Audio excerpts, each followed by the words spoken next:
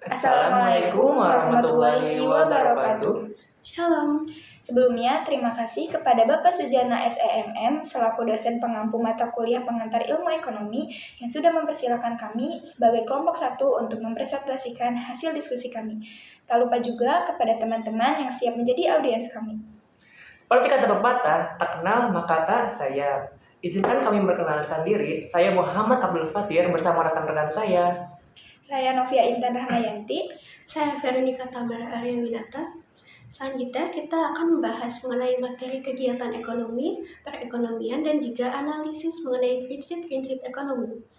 Selamat menyaksikan.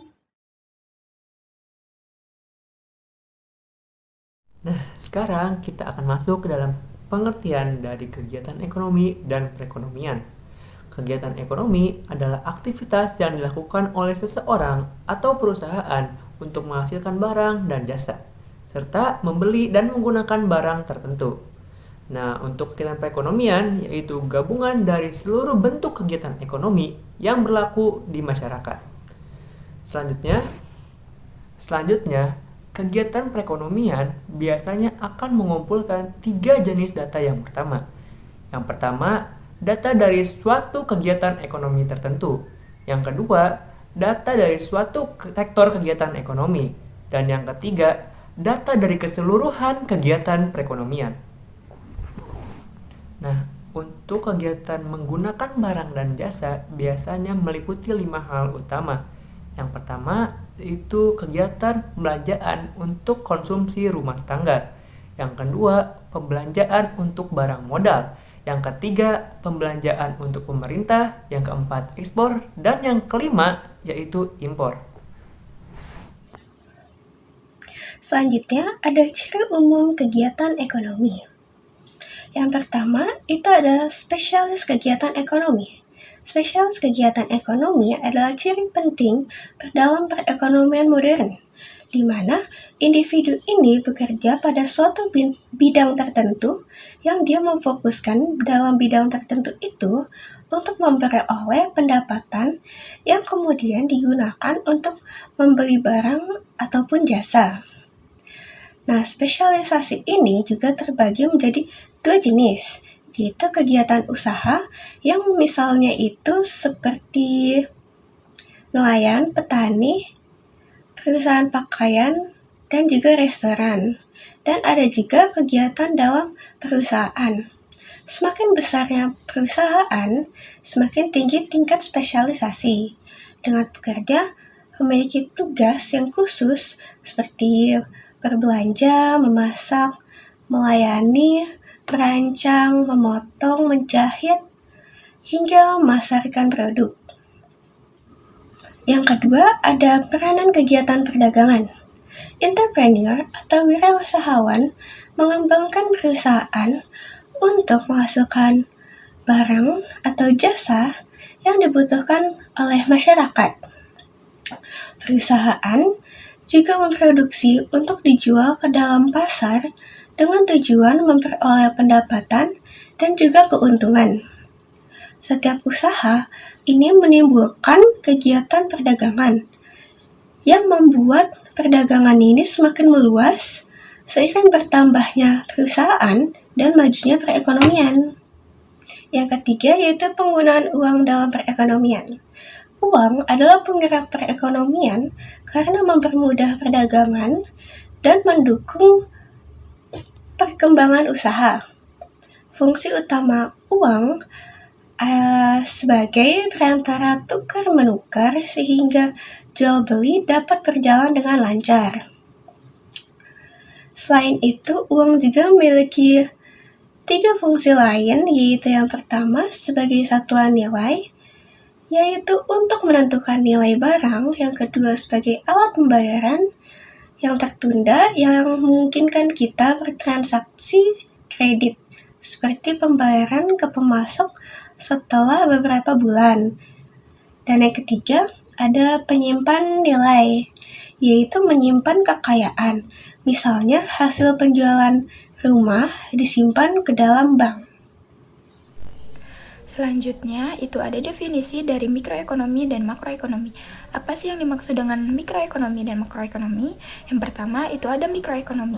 Mikroekonomi adalah cabang ilmu ekonomi yang mempelajari perilaku individu rumah tangga dan perusahaan dalam mengambil keputusan untuk menggunakan sumber daya yang terbatas. Maksudnya, mikroekonomi berfokus pada bagaimana pihak-pihak kecil dalam perekonomian, seperti konsumen, produsen, dan menentukan pilihan mereka. Ilmu ini menjelaskan interaksi antara permintaan dan penawaran, bagaimana harga terbentuk di pasar, serta bagaimana keputusan konsumsi dan produksi memengaruhi efisiensi penggunaan sumber daya. Dengan memahami mikroekonomi, kita bisa melihat secara lebih detail dasar dari pergerakan ekonomi yang terjadi di sekitar kita. Contohnya, toko kelontong menetapkan harga, pemilik toko menyesuaikan harga beras atau minyak sesuai dengan permintaan pembeli dan harga pasokan dari distributor. Ini adalah interaksi antara penawaran dan permintaan. Dan yang kedua, itu ada definisi dari makroekonomi. Apa sih yang dimaksud dengan makroekonomi? Makroekonomi adalah cabang ilmu ekonomi yang mempelajari perekonomian secara keseluruhan. Maksudnya, makroekonomi tidak hanya melihat dari perilaku individu atau perusahaan, namun tetap fokus pada gambar besar seperti pertumbuhan ekonomi, inflasi, pengangguran, pendapatan nasional, dan kebijakan pemerintah.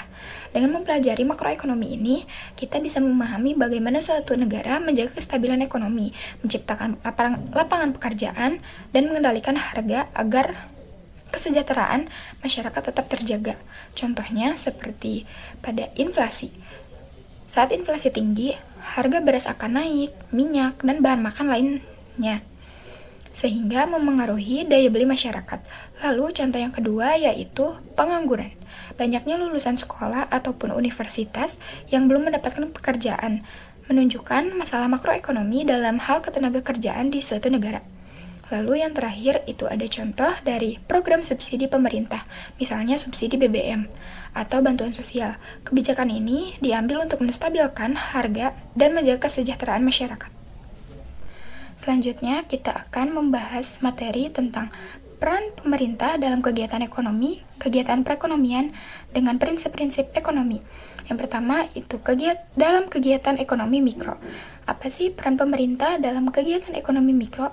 Yang pertama itu ada produsen.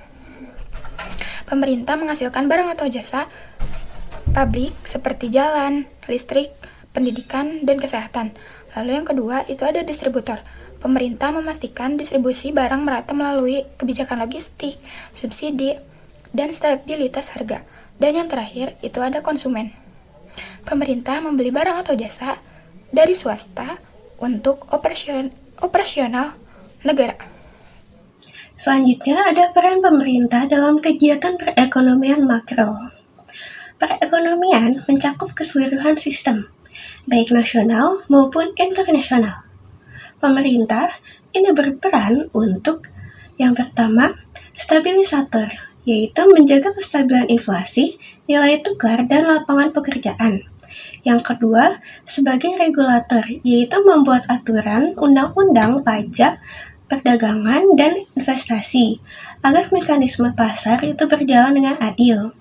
Yang ketiga, distribusi pendapatan melewati pajak progresif, subsidi, dan program sosial untuk mengurangi kesenjangan. Yang keempat, ada perencanaan melalui APBN, pembangunan infrastruktur, serta kebijakan fiskal dan moneter. Terima kasih kepada Bapak dan teman-teman yang sudah menyaksikan presentasi dari kami. Sebelumnya, Fatir di sini ada pantun nih. Biru laut seperti kolam, Cakep, ikan paus pandai menyelam. cakep. Dari lubuk hati yang paling dalam, kami tutup presentasi dengan salam. Assalamualaikum warahmatullahi wabarakatuh.